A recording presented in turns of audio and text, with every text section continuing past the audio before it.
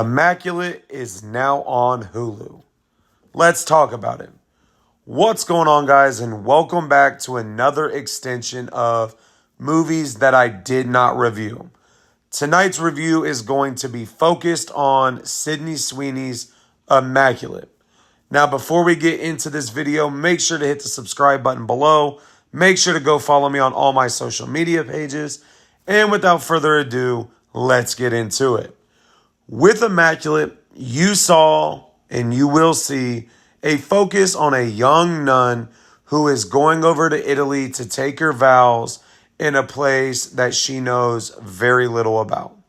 Now, when Immaculate was released, this was released right around the time the first Omen was as well.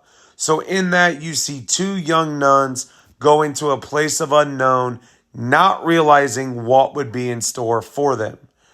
With Immaculate, you have the star power of Sydney Sweeney, and this film brings to light some of the things that we would see and we have seen in movies that are focused around nuns and the Catholic Church around that time.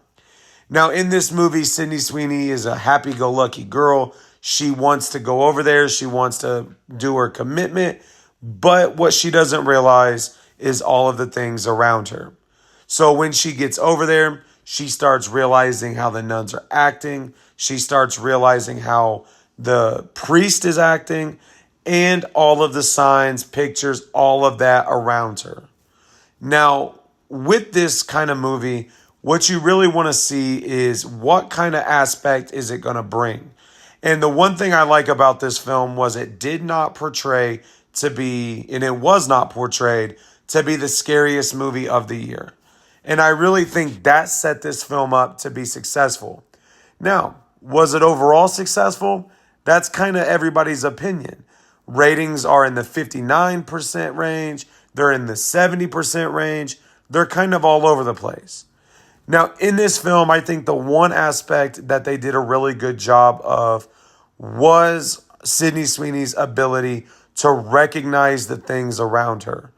And so by her recognizing those things in this film, it really set up her character to understand how to adapt and how to overcome the challenges that would be presented to her.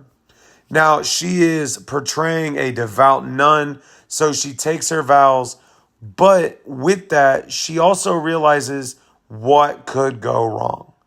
Now, what she realizes too is once she becomes magically pregnant and is magically having this child, she does not understand why. The people around her, the nuns, don't understand why, except a few. The priest and a few of the older nuns understand what they are trying to do is create this perfect child.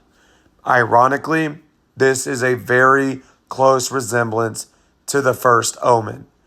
And what really is intriguing about this film is where you actually get to see the nun versus the priest.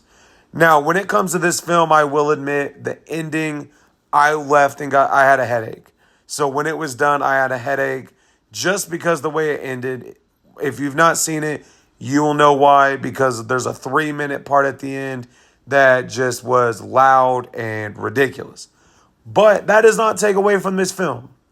To me, Immaculate was a 3.5 out of 5.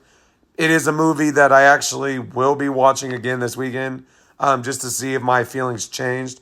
But it is a movie that I enjoyed a little bit. It's not a movie that I felt was bad, but it wasn't a movie that I would sit there and say, oh, I will watch it every time I get an opportunity. Immaculate was a decent movie, but it is now on Hulu. Like I said, if you have that subscription, you are able to watch it. It's only about an hour and a half, so it's not a movie that it's going to be drug out.